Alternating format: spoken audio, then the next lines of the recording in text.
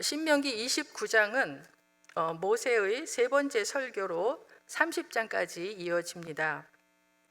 특히 29장은 이스라엘이 시내산에서 맺었던 언약을 가나안 땅에 들어가기 직전에 모압 땅에서 갱신하는 내용입니다. 이처럼 모압 땅에서 언약을 새롭게 확인하고 갱신했던 이유는 과거 시내산에서 언약을 맺었던 시대는 광야 생활 40년 동안 하나님을 거스리다가 모두 죽었기 때문에 새로운 세대에게 언약의 말씀을 새롭게 상기시킬 필요가 있었습니다.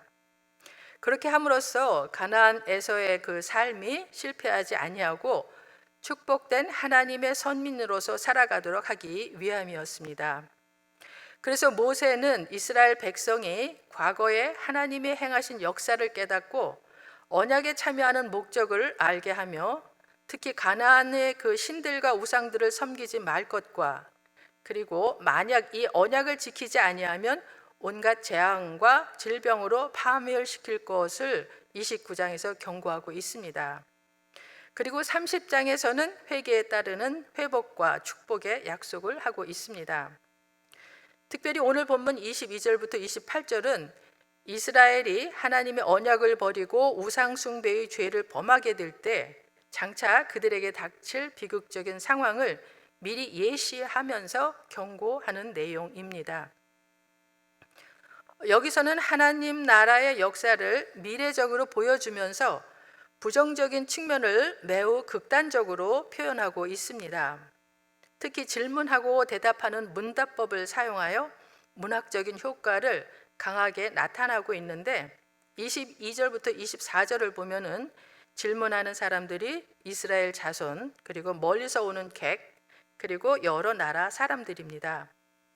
이들은 이스라엘이 받은 저주에 대해 여호와께서 어찌하여 이같이 행하셨냐고 묻습니다.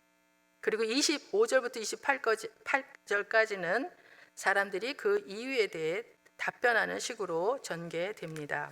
먼저 22절부터 보겠습니다. 너희 뒤에 일어나는 너희의 자손과 멀리서 오는 객이 그 땅의 재앙과 여호와께서 그 땅에 유행시키시는 질병을 보며 그 온 땅이 유황이 되며 소금이 되며 또 불에 타서 심지도 못하며 결실함도 없으며 거기에는 아무 풀도 나지 아니함이 옛적에 여호와께서 진노와 격부지로 멸하신 소돔과 고모라와 아드마와 스보임의 무너짐과 같음을 보고 물을 것이요 여러 나라 사람들도 묻기를 여호와께서 어찌하여 이 땅에 이같이 행하셨느냐 이같이 크고 맹렬하게 노하심은 무슨 뜻이냐. 이스라엘이 여호와께로부터 재앙을 당한다는 것은 후대의 백성들에게는 다분히 교육적인 경고의 의미가 있습니다. 본문은 심판의 그 재난이 극심하고 두렵다는 것과 하나님의 언약 백성에게도 임한다는 사실을 예고하고 있습니다. 한편 여기서 이스라엘 자손과 멀리서 오는 객이 언급되고 있는 것은 장차 예수 그리스도로 말미암아 이방인들까지도 구원의 반열에 오를 것을 암시하는 것입니다. 골로새서 3장 11절에 보면은 거기에는 헬라인이나 유대인이나 헬라파나 무할레파나 야만인이나 수구디아인이나 종이나 자유인이나 차별이 있을 수 없나니 오직 그리스도는 만유시요 만유 안에 계시니라고 말씀하고 있습니다. 그리고 23절에 나오는 소돔과 고모라와 아드마와 스보임은 소알과 함께 창세기 14장 2절에 나오는 시딤 계곡의 5 성읍입니다. 이 중에 소돔과 고모라는 도덕적 타락으로 인해서 유황불 심판을 받은 대표적인 도시였습니다. 이스라엘의 파멸이 이 도시들의 파멸과 동일할 거라는 겁니다. 이어서 25절부터는 그 질문에 대하여 회자되는 답변들이 이어집니다. 그때 사람들이 대답하기를 그 무리가 자기 조상의 하나님 여호와께서 그들의 조상을 애굽에서 인도하여 내실 때에 더불어 세우신 언약을 버리고 가서 자기들이 알지도 못하고 여호와께서 그들에게 주시지도 아니한 다른 신들을 따라가서 그들을 섬기고 절한 까닭이라. 이러므로 여호와께서 이 땅에 진노하사 이 책에 기록된 모든 저주대로 재앙을 내리시고 여호와께서 또 진노와 격분과 크게 통한하심으로 그들을 이 땅에서 뽑아내사 다른 나라에 내던지심이 오늘과 같다 하리라. 어찌하여 여호와가 이 땅에 그렇게 진노하시는가, 무슨 뜻으로 그러하시는가라는 질문에 사람들은 이스라엘이 그들 조상들과 세운 언약을 버리고 다른 신들을 쫓아 섬겼기 때문이라고 합니다. 신명기의 내용은 일반적으로 모세가 모압 광야에서 행한 설교이며 또 아직 가나안 땅에 들어가지 못한 때를 전제로 합니다. 그러나 오늘 본문은 마치 나라가 멸망하는 장면을 지켜본 이후에 생생하게 전하는 내용처럼 여겨집니다. 마치 바벨론 포로기 때 쓰여진 것처럼 보여집니다. 모세가 이처럼 염려하며 이스라엘에게 선포하는 말씀은 하나님의 언약을 끝까지 지킬 것과 우상을 섬기지 말라는 것입니다. 하지만 하나님과 이스라엘이 세운 이 언약은 가나안 땅에 들어가서 어김없이 깨어지게 되고 우상을 섬김으로 인하여 돌이킬 수 없는 하나님의 진노와 심판을 경험하게 됩니다.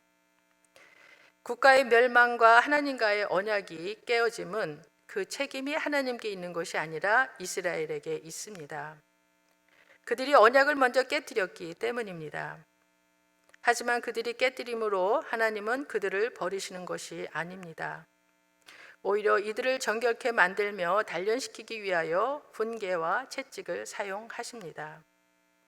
이스라엘 민족의 역사가 바로 이러한 하나님의 공의와 은혜를 동시에 증거하고 있습니다.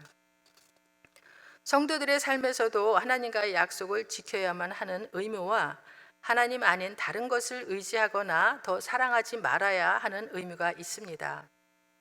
이는 의무이기도 하지만 동시에 우리가 하나님의 자녀로서 가지게 되는 권리의 근간이 되기도 합니다.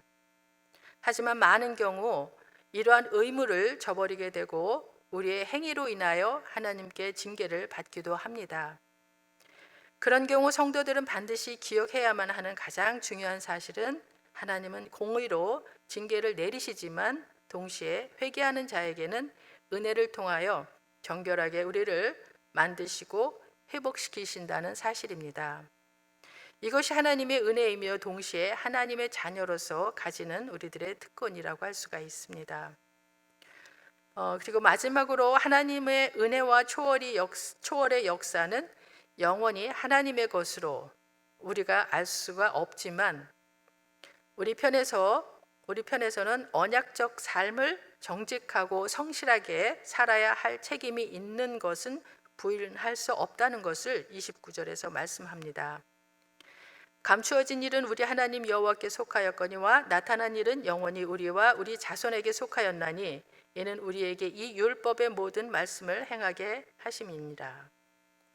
감추어진 일과 드러난 일의 그 대조법은 언약의 강한 당사자인 여호와와 약한 당사자인 이스라엘 가운데 그 행동의 책임 소재를 명확하게 드러냅니다. 감추어진 일이란 전적으로 사람이 알 수 없는 하나님의 섭리와 목적 속에 포함된 구원의 계획을 가리킵니다.